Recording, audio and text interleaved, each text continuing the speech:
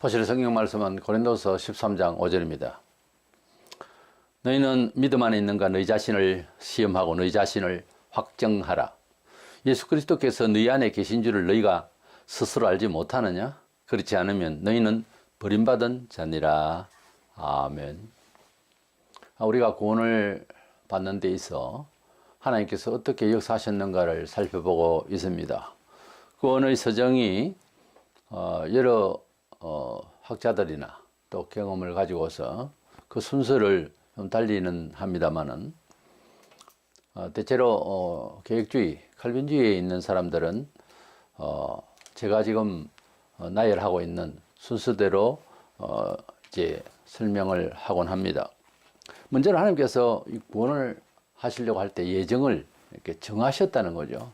정한 사람을 이제 잔치집 초청하듯이 복음으로 부르시는 일이고요. 그 다음에 부름을 받았을 때에 정확하게 경험을 설명할 수는 없지만은 큰 감동을 받고 예수를 믿을 수밖에 없는 단계에 들어서서 뭔가 생활에 변화가 생겨버린 그런 정도의 때를 기억하면서 자기가 중생한 때가 어느 쯤이다. 정확하게 또 날짜까지 이야기하는 사람도 있는데 약간의 살펴볼 때에 경험이 되어질 수도 있다 하지만은 영적인 일이라 이것은 좀 신비로운 일입니다. 어쨌든 사람이 거듭납니다. 아기가 태어날 때 모든 것을 변정할 수 있는 입장이 아니듯이 일단 태어난다는 자체, 그것은 아주 자기가 태어날 때 내가 공기 저압에 의해서 많이 울었노라 뭐 이렇게 말할 수 있는 사람은 없잖아요. 그러나 정말 그 기억이 분명하게 설명될 수가 없지만은 그렇게 태어나서 아주 가난하기 때에 엄마를 보게 되고 알게 되고 하는 그런 과정이 있죠. 어쨌든 거듭나서 아기가 태어나서 공기저항 때문에 울듯이 우리가 회개합니다. 하나님을 눈을 뜨고 보니까 나와 또 이 세상이 잘못됐다는 사실을 보고 그것이 이제 종교적 도덕성이랄까 회개하게 돼요. 그 회개하게 되고 하면 대부분 이제 눈물이 나고 그렇게 큰 반성이 있어서 우리를 돌아보죠. 그러고 나니까 이제 아이가 조금 자라서 의식화될 때에 부모를 알고 특별히 엄마를 알고 하듯이 우리가 확신을 가지게 되는 그런 신앙 단계가 이제 오는 겁니다. 그래서 내가 거듭나고 회개하고 보니 이제 믿어지는 그런 의지가 분명하게 자기 속에 있다는 것을 알게 되죠. 그것을 이제 신앙이라고 그래요. 오늘은 그 신앙 단계, 여기까지 왔으면 거의 이제 그리스도인으로서 살아갈 수가 있는 어떤 저력을 이제 가지게 되는 거죠. 기초를 가지게 되는 거죠. 오늘은 그 신앙 부분에 있어서 말씀을 나누려고 합니다. 신앙이라 할 때는 두 가지로 예수 믿고 천국 가는 신앙. 이것은 죽을 때 믿어도 천국 가고요. 어떤 선행이나 이런 것이 또는 충성이나 믿음의 행위도 없이 마치 예수님께서 십자가에 돌아가실 때에 그렇게 한쪽 강도가 그 자리에서 구원을 받았듯이 그런 식으로 구원을 받는 것. 그리고 한번 믿고 또 평생 좀 믿는 생활을 하다가 자연사를 하든지 어떻게 해서라도 선교를 하든지 이제 죽었을 때에 구원받는 이 구원신앙이 있고 그 다음에 생활신앙. 그러면 하나님 자녀가 되었는데 이제 이 세상을 살아가는 처세에 있어서 어떻게 교회의 가르침을 통해서 말씀을 통하여 살아가는 생활신앙이라고 이제 할 수 있는데 이것을 구분해서 신앙이라 할 때는 생각을 할 수 있어야 되겠다. 먼저는 영생신앙이라고 할 수 있는 예수님을 나의 구주로 믿는 신앙입니다. 일반 종교에는 그 종교 나름대로의 어떤 교리가 있고 윤리가 있고 이래서 대다수가 보면 선행을 통해서 구원을 받는 그런 교리가 많습니다. 사람이 악하다는 증명이지. 그걸 보면 어떤 종교든 간에 그 종교가 지향하고 있는 그 목표점이 다르지만은 그러나 그 획득을 하기 위한 그 어떤 구원을 설정해 놓고 그 구원에 대한 그 이제 획득을 위해서 사람이 선행을 해야 된다는 그런 내용이 참 많아요. 대부분의 그 교리가 모든 종교들이 그 말은 대부분 우리가 악하다는 것을 알았다는 거고 이해한다는 거고 수용한다는 거죠. 그래서 사람이 죄인이라는 겁니다. 그런데 기독교의 구원은 그런 죄인의 상태에서 어떠한 생각을 하고 수도를 하고 해도 사람 자신의 자력으로는 구원이 무엇이다 이전에 우리가 종교적으로 갈구하고 있는 어떤 구원을 성취를 할 수가 없다는 그런 결론을 내리고 있습니다. 성경에는 우리가 하나님께서 어떻게 구원을 받을 수 있는 기회를 또는 그 길을 만들어 놓았으니까 그것을 받아들이기만 하여라 하는 차원이죠. 이것이 일반 종교하고 좀 다른 차원이기 때문에 습득하기도 그렇고 전하기도 조금 일방적으로 보이고 생뚱맞은 그런 생각을 주나 싶고 그렇습니다. 그러나 우리 사람이 조금만 더 생각하면은 방법이라고 하는 것에 이 세상에서 구원 얻을 방법이라고 하는 것이 객관적으로 합리적으로 어느 것이라고 말해야 되느냐 하는 겁니다. 뭐 당신네들은 당신네대로 뭐 이 종교는 이 종교대로 구원 받는다 이렇게 말할 수밖에 없는 지경까지 가는 우리의 그 연약한 지혜가 구원을 이제 정의를 내리기도 어렵고 또 그 방법을 합리적으로 아주 또 역사적으로 오랫도록 믿을 만한 그런 가치를 가지고 있는 그런 종교, 그런 구원론이 있느냐 하는 거예요. 그래서 우리가 기독교인이라서 그런 것이 아니라 생각해 보면 이 모양 저 모양으로 상대적으로 비판을 해볼 때에 기독교는 우리가 어쩔 수 없는 상황이라는 입장에서 하나님의 만에라서 구원의 길을 가라. 그것은 믿음이다. 예수 그리스도 믿는 믿음이다. 이렇게 말씀하셨고 다른 모든 종교들은 사람이 어떻게 신에게 대한 어떤 적절한 선행이나 어떤 도리를 쫓아서 그래서 구원을 아마 허락을 해 주시는 건 아닌가 이렇게 생각들을 다 한다는 거죠. 그것이 굉장히 합리적이고 일반 사람은 그게 종교적인 내용이 아닌가 이 생각하는데 아니더라는 겁니다. 제 질문은 그런 종교들이 다 모여서 어떻게 합일치를 볼 수가 없는 거예요. 진리는 절대적이어야지 예외가 있어서는 안 되거든. 사전적 의미가 절대적 이치라고 되어 있거든요. 성경은 진리라고 우리가 말을 하게 되고 또 성경 자체가 그렇게 예수님께서 내가 곧 길이요 진리라 하셨으니 소위 세상적으로 말할 때 교조라는 할 수 있는 예수님이 하나님의 성자 아들로서 오셔서 내가 진리다 이렇게 말씀을 하셨으니까 그 어떤 공자나 누구나 소크라테스나 플라톤이나 동서양을 막느라 내가 진리다 바로 그 진리다 이렇게 말한 사람은 없어요. 진리를 추구하고 그리고 구원을 위해서 무슨 구도자 입장에 있는 것이지 이렇게 답을 내리고 내가 그다 내가 바로 길이고 내가 진리다 내가 바로 생명을 너에게 줄 수 있다 이렇게 하신 분은 예수님밖에 없어요. 요한복음 6장 28절 9절에 우리가 어떻게 하여야 하나님의 일을 하오리까 예수께서 대답하여 가르치되 하나님의 보내신 자를 믿는 것이 하나님의 일이니라. 우리가 어떻게 하여야 하나님의 일을 하오리까 이 말이 바로 일반인으로서 죄와 공포 죽음을 앞에 두고 두려워하는 마음으로 뭐 어떻게 생각하던 어떤 신에게 내가 어떤 행동을 해야 됩니까? 그 말입니다. 우리가 어떻게 해야 하나님이 좋아하시는 협조하실 만한 내가 구원받을 만한 일을 하는 겁니까? 그 내가 주체가 되어서 그래서 하나님이 어떻게 심판을 해 주실까? 그러니까 내 행동을 통해서 그러면 어디까지 행동을 해야 되는지 이렇게 묻는 사람도 그런 생각이 있을 것 아닙니까? 그 측정이 어떻게 되느냐고요. 어디까지 선행을 해야 되느냐 이거죠. 그래서 이 말의 처음부터 질문 자체가 문제를 안고 있는 거죠.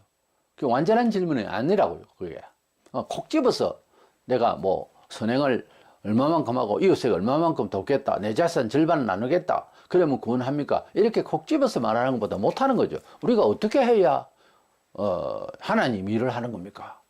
그렇게 이제 물었을 때 주님께서 답하시기를 하나님의 보내신 자를 믿는 것이 그러니까 예수님 자신이죠. 하나님이 우리를 구원하시기 위해서 그 독자를 세상에 보내셔서 희생을 하게 하실 계획 가운데 계시다가 지금부터 2000년 전에 그때 이제 오셔서 십자가에 돌아가시게 됐는데 나를 믿는 것이 하나님 일이다 이렇게 말씀하신 거예요.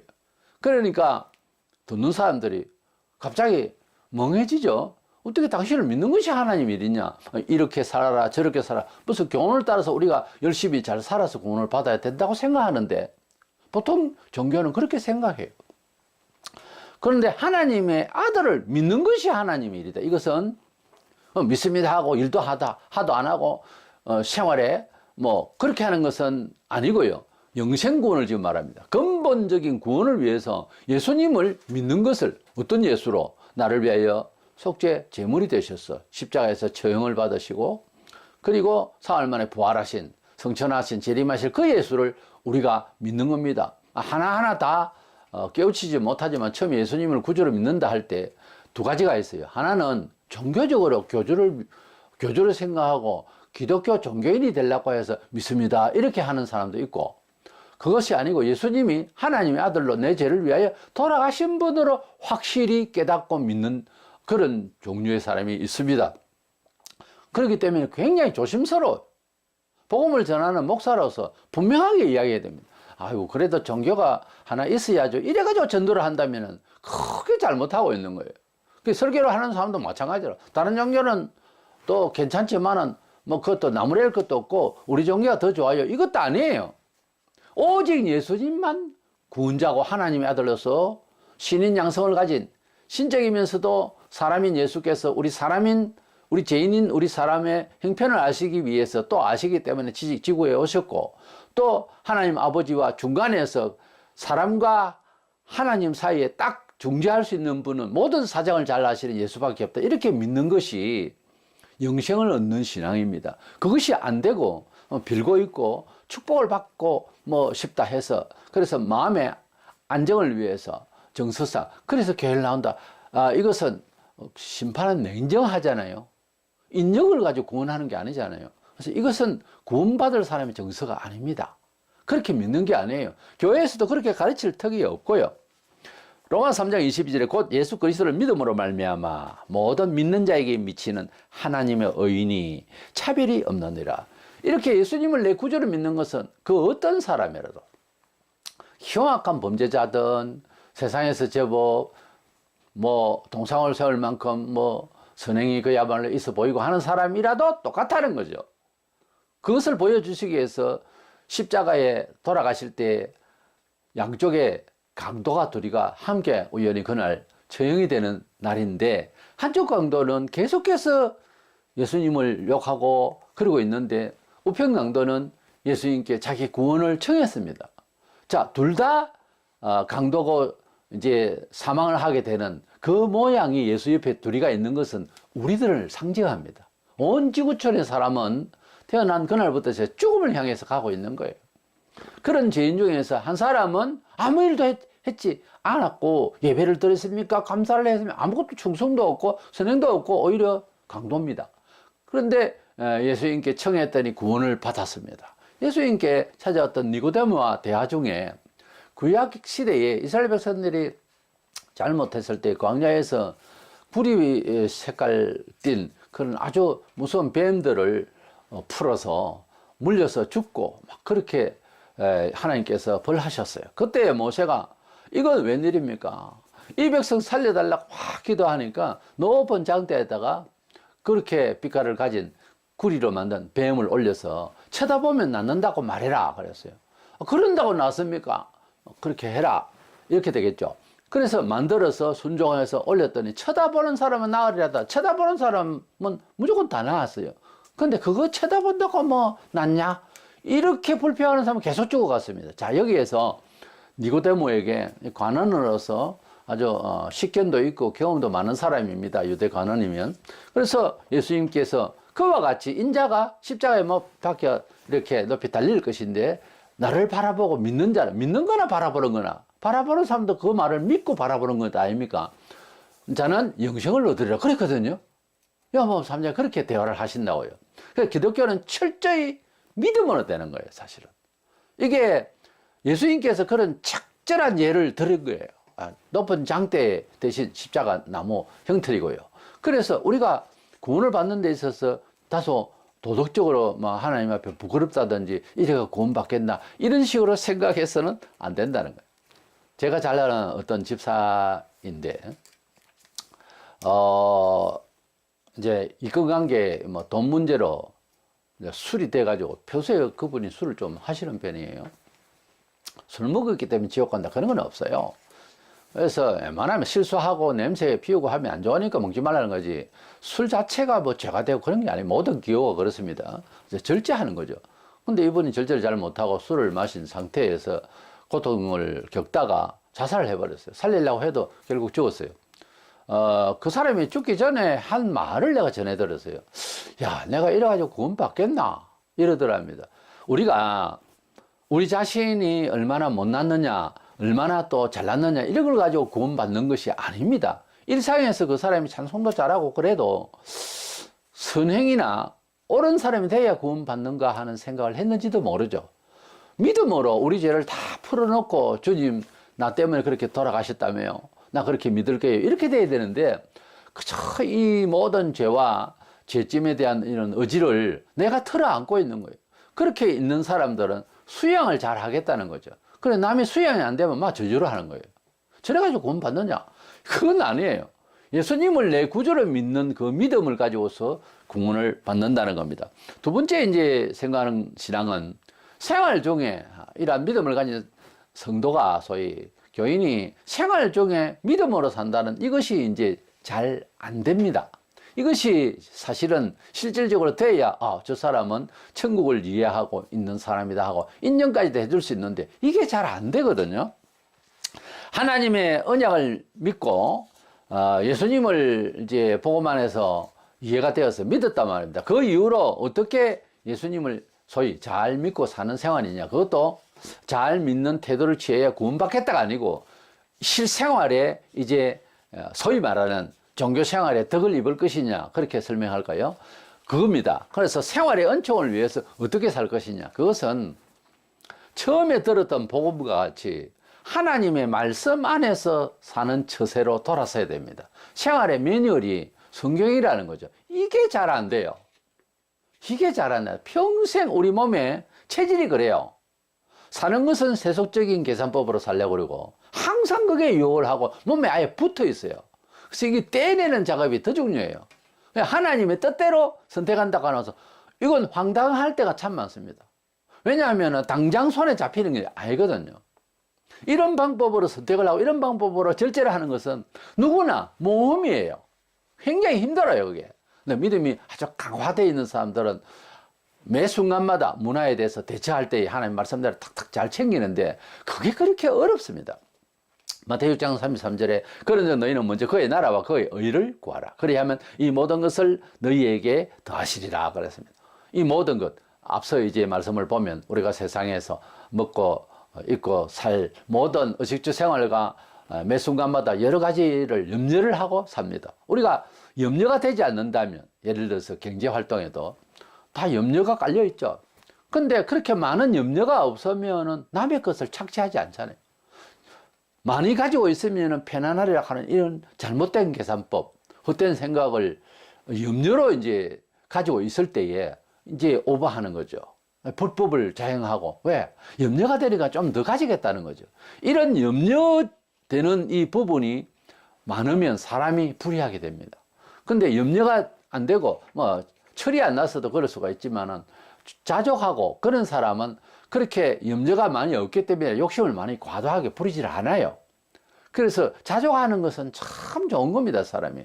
어차피 다 놓고 갈 세상인데 너무 많이 가지려고 하면은 여기에서 문제가 생기는 거예요. 손해를 입는 겁니다. 너희는 먼저 그의 나라와 그의 일을, 천국입니다.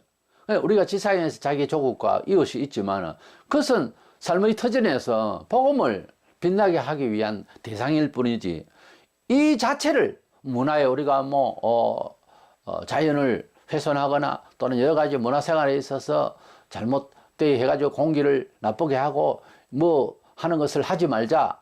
그래서 자연을 살리고 다 좋아요. 근데 그것을 위해서 복음을 저해하거나 복음에 충실한 부분에 있어서 미약해지고 오히려 뭐 일반 문화에 대해서 거기에서 뭐 자기를 다 쏟아붓고, 그건 잘못된 거예요. 하나님의 나라가 더 중요해요. 말하자면 우리가 재고 있는 한국보다 천국이 더 중요하다 이 말이에요. 한국을 살리기 위해서 천국의 내용을 훼손하고 상실한다면 이건 아니에요. 성경은 각 나라에서 예수를 믿게 되고 할 때에 그 나라를 위해서, 그 지역을 위해서 싸우다가 죽으라. 이렇게 안 돼 있어요.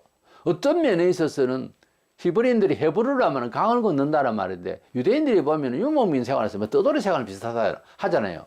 우리 인생이 어떻게 보면은 뭐 한국에서도 살 수 있고 미국에도 살 수 있고요. 어디든지 살 수가 있잖아요. 이렇게 어떻게 보면 떠돌다가 가는 게 어쩜 인생입니다. 우리가 이사를 뭐 보통 뭐 열 몇 번씩도 하고 그런 사람들이 저도 참 그랬습니다만, 우리가 헤브루 강을 건넌다. 히브리민, 정신적으로는 히브리 민족처럼 이 땅에 우리가 발붙일 만한 곳이 없다는 거죠. 발붙일 만한 곳이 있어요. 지금 그대가 사는 곳이 정말 영원토록 살 만한 집인가요? 아닐걸요.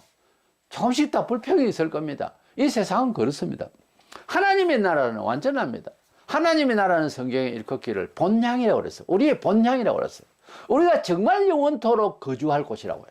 뭘 불만을 하려도 불만할 것이 없어요. 그곳은 너무 좋은 거예요. 상상과 마음만 아닙니다. 실제 우리 몸이 가서 거주할 곳이에요. 그걸 생각하면 뭐 감격이라기보다 뭐라 해야 될까요? 이건 설명을 할 수 있는 세상의 형용어가 없습니다. 너무나도 확실하고 의식화돼. 지금 우리 이 세상에 사는 것도 의식화되지 못한 우리 의식이 참 많습니다. 잠재의식이. 그럼 뭐 어떤 충격적인 있으면 의식이 팍 깹니다. 그거 보세요. 천국에서는 모든 게 다 깨어서 체험을 하게 되니 얼마나 좋겠어요. 그래서 우리가 그 나라를 정말 어떤 세속말로 분양을 받았고 우리가 그 집을 기다리고 있어요. 얼마나 좋아. 그리고 그 나라의 의라고 하는 것은 지상에서 이미 성경대로 사는 것을 하나님의 의, 옳은 뜻으로 그렇게 생각을 합니다. 그래서 하나님의 나라를 사모하는 마음이 더 중요하고요. 우리가 무슨 일을 하든지 또 하나님의 나라의 백성으로서 삶의 처세를 가질 때 그 선택에 있어서 하나님의 뜻대로 하나님의 뜻의 레일에 올려서서 우리가 열차를 운행하듯이 레일 위에 있듯이 우리가 하나님의 말씀을 레일로 삼고 악하니 고정해서 흔들리지 않도록 해서 그래서 바로 가면 이 모든 것을 너에게 더하시리라. 그걸 얼마나 주느냐는 것은 우리 욕심을 채운다는 거 아니에요. 우리가 얼마나 행복하고 편안하게 할 것이냐는 것이 관건이지 않습니까? 많이 가지고 괴로운 것보다 적당히 가지고 행복하기 낫죠. 그래서 하나님께서 우리에게 삶의 모든 요소, 불안, 그리고 염려, 이 모든 것들을 해소할 길은 그것을 체험으로서가 아니라 그것을 위해서 딴 행동을 하는 거지. 하나님의 법대로의 삶을 추구하기 위해서 고민하고 선택하고 이럴 때 어떻게 보면 황당하고 아무 계산이 안 되고 소리가 되고 당장 눈앞에 그렇지만 안 그래요. 조금 지나면은 하나님께서 역사하심을 체험하게 됩니다. 그것도 반드시 체험을 하게 돼 있어요. 하나님 뜻대로 살면. 8장 32절에 어찌 그 아들과 함께 모든 것을 우리에게 주시지 아니하겠느냐. 하나님의 아들 예수께서 죄인인 우리들도 구원의 대상을 말씀하실 때 천하보다 귀한 생명이라 그렇게 말씀하셨어요. 그런데 천하가 아니라 천상천하에 하나님의 아들로서 딱 한 분인 독생자, 독자인데 그분을 우리에게 주신 하나님이 만물 이것 만드는 거, 없는 것도 있게 하시고 있는 것도 없게 하시는 하나님 이 만물 이것, 이 생활에 필요한 모든 생활의 요소들 이것 안 주겠느냐 이 말이에요. 맞죠? 논리적으로 하나님의 아들을 주신 분인데 하나님께서 그 독생자를 주신 분인데 천하보다 귀한 생명이 죄인도 그렇다 하는데 천상천하에 그렇게 귀한 분이 한 분밖에 없는데 그분을 우리에게 주신 분이 만물을 만사를 우리에게 좋게 안 하겠느냐. 에베소 1장 7절 이하에 보면 바울이 에베소 교인들에게 하는 말이에요. 하나님께서 얼마나 큰 풍성한 은혜를 준비해가지고 우리에게 주시려고 하는 그 의도를, 그 뜻을 마음의 눈이 열려서 좀 알기를 원한다고 그랬어요. 그리고 우리가 하나님의 역사하심을 어떻게 하실지 구약과 신약 이야기를 많이 듣습니다. 이런 경우에는 내 사정이 아니라도 절대적으로 이것은 이루어질 수 없는 일이 벌어졌다. 이거 하나님 역사구나. 왜 그랬을까? 하나님을 믿고 하나님을 의지하다 보니 이렇게 됐다 하는 설명이 구약에서부터 신약까지 쫙 가득해요. 뭐 예화가 될 것 없고 어떤 사람의 경험도 필요 없어. 성경에 다 있어요. 그래서 이 말씀을 그대로 믿는 것이 참 중요합니다. 적용을 하는 거죠. 그러면 우리가 교회 와서 복을 달라고 기도하고 여러 가지 염려가 돼서 기도하고 이렇게 하는데 그거 다 안정을 취하고 또 행복하기 위한 것 아니겠어요? 근데 가장 좋은 신앙이라 할까? 가장 적합한 신앙, 좋은 신앙, 어떤 면에서는 최고의 믿음의 능력이 뭔지랍니까? 빌립보 4장 12절 13절에 나는 풍부와 궁핍에도 처할 줄 아는 일체의 비결을 배우노라. 내게 능력 주시는 자 안에서 내가 모든 것을 할 수 있느니라. 바울이 내게 능력 주시는 자 안에서 모든 것을 할 수 있다 하니까 받는 사람들은 어떻게 받냐면 야 능력 받아 무슨 일을 한 그게 아니고 앞에 말이 풍부할 때도 교만하고 이렇게 마음대로 취급하는 것이 아니라 궁핍할 때도 주눅 들거나 연약해지지 않으고 다 처할 줄 아는 그런 능력이 있다 이 말이에요. 그러니까 세상에 가지고 있는 각자 나름 다 다르겠습니다만은 문화적 정도에 있어서 행불행을 말하지 않는다는 거죠.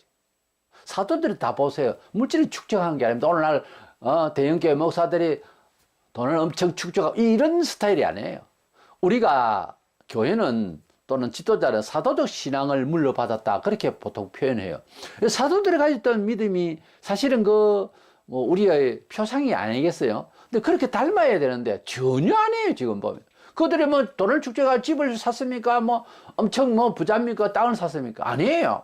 그러면서도 왜요? 주님께서 말씀하셨습니다. 너희들이 날 따라다니면서 그렇게 일을 하고 있는데 너희들이 쓸 것과 입을 것 이런 것들에 대해서 너희 생활에 대해서 부족한 게 있더냐 하기에 베드로가 두 말 없이 정말 숨도 안 쉬고 없었나이다 바로 이렇게 나오는 거예요. 하나님이 우리에게 너희들이 부족하니 예 부족합니다 이런 놈들이지 예 없었나이다 충분합니다 이렇게 하는 사람이 잘 없어요. 하나님께서 내가 너희에게 이렇게 주었다 너 그대로 뒀으면 요 모양이 될 건데 너 이대로 주었는데 그거 알겠냐? 아 예 감사합니다 주님 이렇게 나가야지. 아 부족합니다 좀 더 주세요 이건 아니야. 하나님께서 하나님의 자녀가 딱 된 그 이후로부터는 딱 관리에 들어갑니다.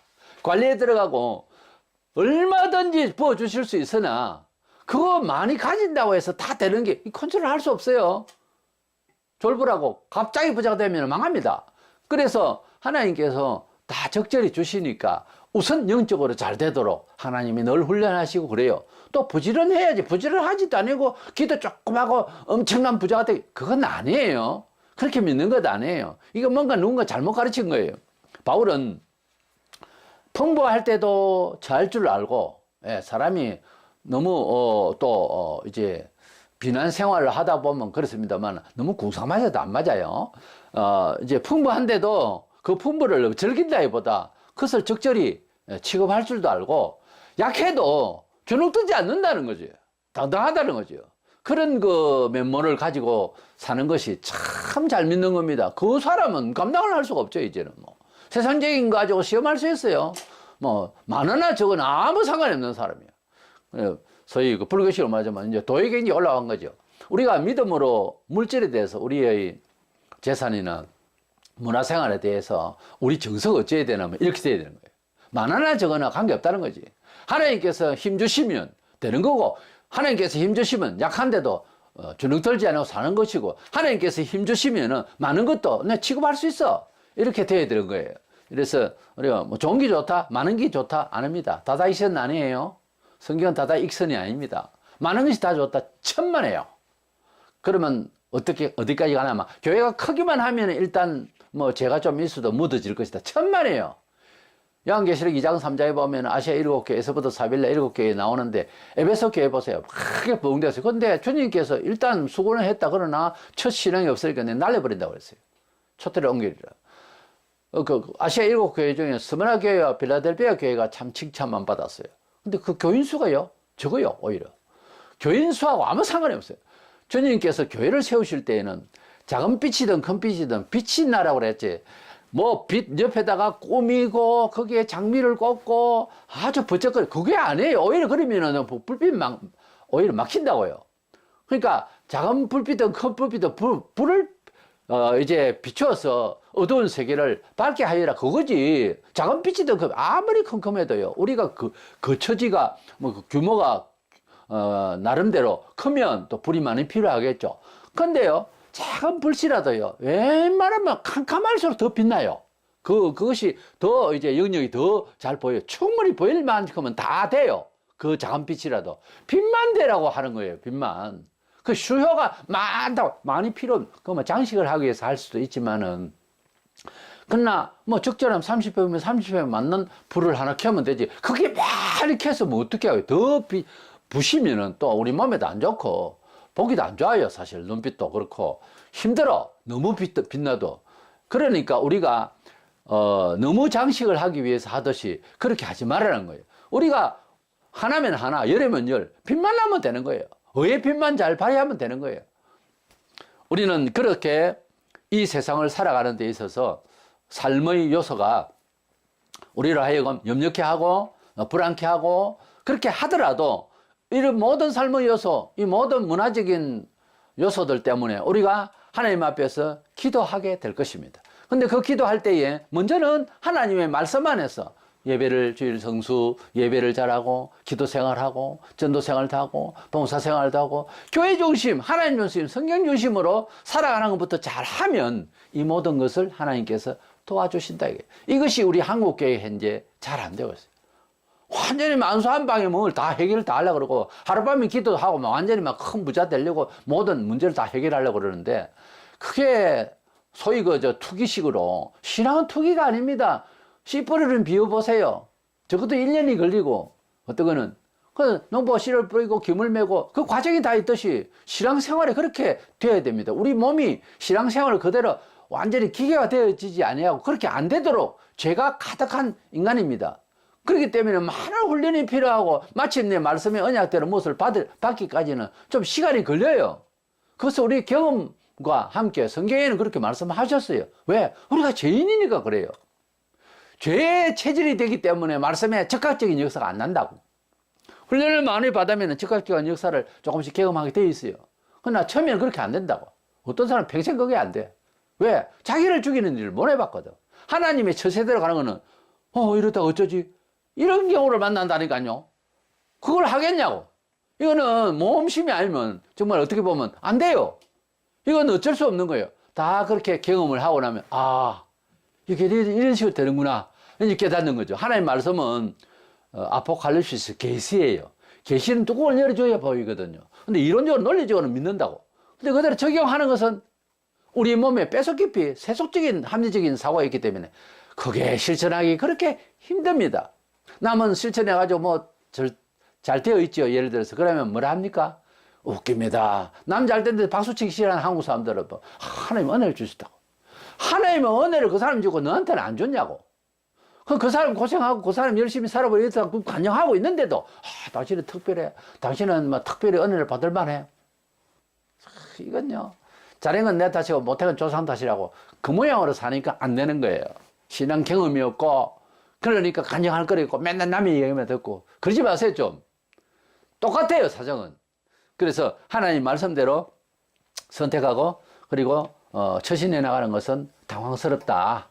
굉장히 모험이 필요하다. 왜? 이미 논리적으로 또 다른 사람들 경험이 이거 분명히 되는 건데 얼른 가지질 않는 것은 내 마음이지 그게 문제는 다른 데 있지 않습니다. 그래서 하나님 말씀을 하나씩 작은 것부터 시작해서 물론 하나씩 경험하시고 주사위를 세상 사람들처럼 던지지 말고 하나님 말씀에 주사위로 던지고 그대로 가는 거예요. 가다 보면 하나님께서 말씀의 언약대로 다 될 줄로 믿습니다. 세 번째 생각하는 것은 마무리를 하기 위해 세 번째는 성도들의 그 처세가 성경이 매너리 되라. 이것을 좀 다짐하는 뜻에서 말씀을 나누려고 합니다. 디모데후서 3장 15절에 보면은 또 어려서부터 성경을 알아나래. 성경은 능히 너로 하여금 그리스도 예수 안에 있는 믿음으로 말미암아 구원에 이르는 지혜가 있게 하느니라. 성경을 읽으면은 복을 받는다. 이렇게 이제 두고 근데 그 복을 받기 위해서 이해와 그리고 사정을 깨닫는 지혜가 있게 한다는 거예요. 그래서 우리는 어떤 면에 있어서 삶의 확실한 아주 능력 있는 지혜가 없어서 느릴 수도 있어요. 과거의 생활과 지금 과학 시대에 상당히 속도가 다르죠. 그래서 이 지혜가 있으면 이 과학 천배 만배로 빠르게 역사해 버릴 경우도 있어요. 지금 과학이 암을 수술할 수 있을까 하고 또 연구를 많이 하잖아요. 하나님 지혜가 있다고 하면 이거는 이렇게 해서 방법은 잘 몰라요. 이 역사를 하신다 하는 지혜가 온다고. 지혜는 생명의 나무라 그랬어요. 지혜, 하나님의 지혜라고 하는 것은 생명을 역사하는 그러한 종합적 지혜가 있다고. 단순히 지식이 아니에요.